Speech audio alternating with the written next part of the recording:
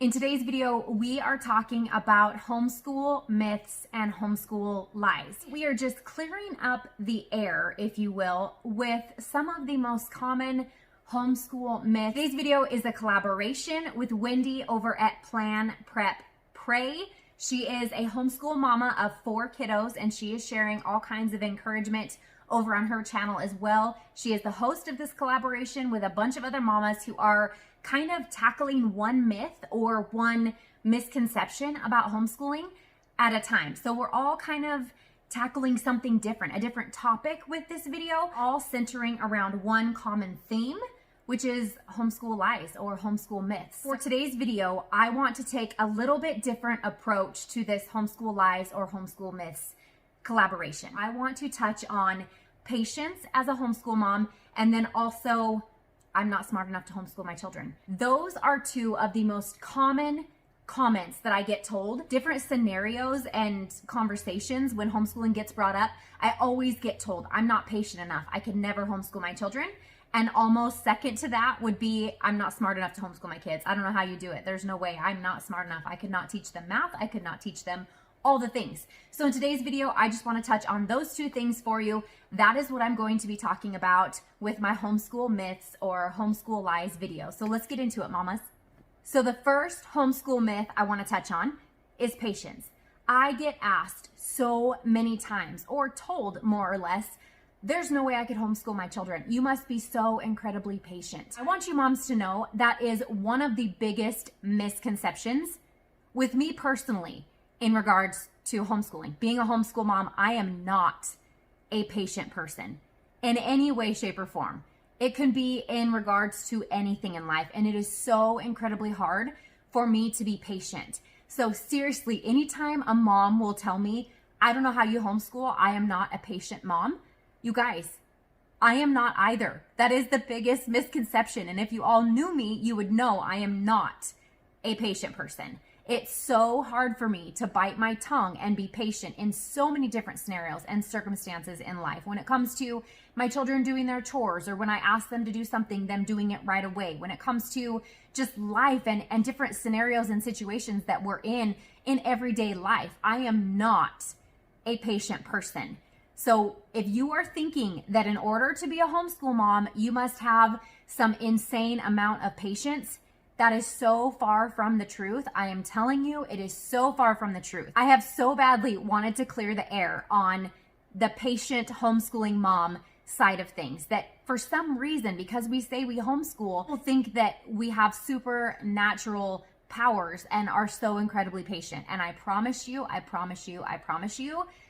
it is so far from the truth with me. Now, I'm sure there are homeschool moms who are incredibly patient, but I'm just speaking from my experience, and every time I get told that, I'm like, you guys, no, you don't understand. I'm not a super patient person. Every bit of homeschooling takes practice. It takes patience. It is a new adventure every single day, and my patience are tested every single day in different ways. Even with my children, they have to be patient with me. It goes down, it's like a 2-way street, you guys. I have to be patient with my children. They have to be patient and understanding with me. We have to give each other grace all the way around in this home. Homeschooling, just because you homeschool your children does not mean you have some supernatural powers and are just the most amazing patient mom in the whole wide world. I promise you, that is one of the biggest homeschool myths to touch on.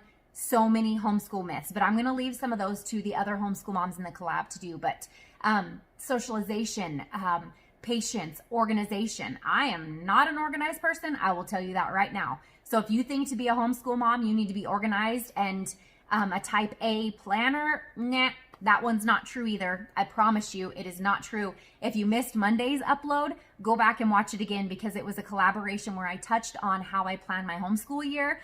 And spoiler alert, I don't. You think you need to be a super planned out and organized and detailed person in order to homeschool your kids? Nope, you don't.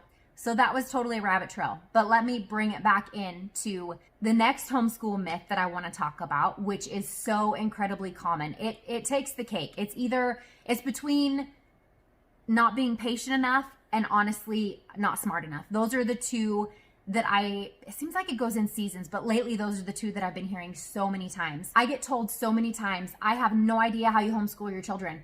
I'm not smart enough. I am not smart enough to homeschool my children. I get told that more times than you know. And I think honestly, that comes just from a lack of knowledge, a lack of knowing truly what homeschooling is.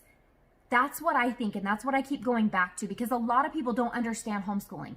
They don't understand how it works, any of it, honestly. So I think really that's just not ignorance, but they're just not quite understanding what homeschooling is and what homeschool looks like. It's just a common misconception that in order to homeschool your children, you need some sort of degree. And I'm just going to be upfront and honest with you. I hate math. I hate diagramming sentences. I love English in all other ways, but I hate diagramming sentences, if I'm being totally honest. I'm not a big biology gal, but you know what? I don't have to be. When it comes to the subjects that you struggle with as an individual, as a homeschool mom, if there are things that you are struggling with, we don't just pull the knowledge out of our head. There's so much that I do not know. But that's where learning and growing right along with my children comes into play. I don't have to know it all. We have curriculum. We have different publishing companies that we purchase our books through. We have teacher's guides that go along with every single resource that we are teaching to our children. There are different avenues for math. There are different avenues for science, for labs. There are so many avenues for typing, for English. Like, the possibilities are endless when it comes to resources that are available for you as a homeschool mom. You do not have to know it all. There is no way I would be capable of homeschooling my children if it was on me alone. There's no way. There's absolutely no way. I could not do it without the resources that I'm pulling in. I'm going to be homeschooling a 7th grader this year, you guys. I don't have all this random knowledge stored up in my brain that I can just pull out and tell it, like, and teach him. It doesn't work that way. I have to order teacher's books so that I can read through it and learn right along with him as I'm delivering the information to him. We're doing this together. When it comes to his math, we use teaching textbooks because it's being taught to him through somebody other than me. It's being taught to him through a tutor. It is not something I'm doing. I'm there to help him if he needs help. We go back in the teacher's manual. We look at how the problems are worked out if he needs help. My husband is awesome when it comes to math, so he is going to be such a huge help when it gets beyond, what I know. He's going to be a huge help. And then, you guys, the beautiful thing is, when our kids are old enough, they can take classes from a college if they need to. There are so many online resources. We have tutors. We have early enrollment when it comes to colleges, so they can get credit doing college courses before they're even graduated from high school. So I think a lot of that misconception that you must be so incredibly smart to homeschool your children. I'm not. I mean, spoiler alert, I don't really know, but I'm not. Seriously, this is not me. This is not all done in me or through me. Like, I have teacher's guides. I have resources that I'm pulling in. I get help from outside sources. So if you are one of those moms who's thought in your mind before, maybe you're considering homeschool. We are in a season of so much change going on in this world. So maybe you're just playing around with the idea of homeschooling. I want you to know, if you are not a patient mom, that is okay. Every single day is a new opportunity for learning and growing together. When it comes to homeschooling, I am not the only one in my home that has to be patient. Like I said before, my children have to be super patient with me as well. It is a two-way street. It is not just me being patient while I'm waiting for them to complete their work, or while I'm waiting for them to complete a test, or whatever it might look like for that particular day. There are so many things you deal with on a daily basis, from disciplining to character studies to your schoolwork to normal everyday household things where it is absolutely not perfect. And I am not some supernatural, crazy, patient woman who can handle everything. It is not the case. That is one of the biggest homeschool myths that there is. I know there are mamas out there, mamas watching this, who are incredibly patient, but I'm just being real. That is not me. Every day is a brand new opportunity in our home, in our homeschool, to practice those different things that we struggle with. And for me, it is patience. In homeschooling in general, the whole scope of homeschooling, your patience as a homeschool mom are being tested. It's something that you have to learn. I don't know how to word it perfectly, because there is no perfect way to word it, but it's practiced. There you go. It is practice. Patience have to be practiced every single day through everybody in our home, like I said. And the next one, you guys, that I already talked about is knowledge. Thinking that because I homeschool my children, I must be super, super smart. And no, I was a B average, C average student in high school. Yes, I took geometry as a senior with my sister who was a sophomore. So that was me. I hated math, you guys. I hated it. I still don't like it. But I don't teach it myself to my child. There are different resources in homeschooling. In the whole wide world of homeschooling, there are so many avenues and resources that you can pull into your home to teach in the areas that maybe you struggle with. You don't have to do it all at home. Abeka has discs that you can purchase through their company, and your kids will sit and watch a disc, and that's how they learn. You don't even have to teach it to them as a mom. I know there's Saxon that you can learn through discs. I know there's Switched On Schoolhouse that you can learn through discs. There are so many of them. I know there's the K-12 online. There truly are so many different resources. There's Easy Peasy All-in-One Homeschool. That's a free online resource for your children. The possibilities are endless. But in our home, I purchased the teacher's guides that go along with the lessons that we're using. We use teaching textbooks for math because it helps me as a homeschool mom free up some time for some of my other children so that I can tend to them while one of my children does math. It just works. It just fits. So you will find what fits in your homeschool, but I just want you to know, if you're on the fence about homeschooling, if you feel there's this certain pressure in the homeschool world to be, you know, a super mom, super woman, like it's not reality. It is absolutely not reality. I am not a super patient mom. I am not a super patient homeschool mom. I do not have it all together. I do not plan out my homeschool year. I am not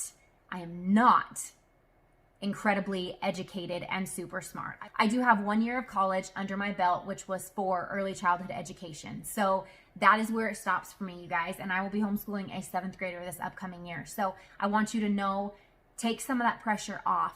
Take that pressure off. And if you need a little bit more of a release, click that link in the description box down below. That's going to take you to the collaboration where moms are dealing with so many different topics. Check out that link in the description box down below if you are needing so much more than what I can bring you right here. So again, thank you, Wendy, for hosting this collab. She's over at Plan Prep Pray. She is so encouraging, so motivating, so inspiring. You have to check her out. She is wonderful. And I'm so thankful for her for hosting this collab for all of us mamas to join in on. And I hope you get some good nuggets of information and you just feel a breath of fresh air and you feel relieved. You can tackle this. There's no special rhythm, routine, science, no superpowers that are needed. Just you, mama, some resources in your home and your children. That is all you need. So be encouraged. You can do this. You got this. You got this. I'm going to see you guys tomorrow for another video where I am sharing three homeschool mistakes. This was an impromptu video, tomorrow's. I totally did not pre-plan it or anything. I just hopped on and started recording, so it's going to be a good one. Hit that subscribe button. You don't want to miss our video tomorrow where I share with you my top 3 homeschooling mom mistakes as we enter into our 8th year as a homeschool family. I will see you all in our next video. I thank you for being here. Also, do not forget to check us out on Instagram. We are at Simply Living It over on Instagram as well. So I will see you all in tomorrow's video. That's 3 in 1 week. Here we go. We are on a roll. I will see you tomorrow, ladies. Bye.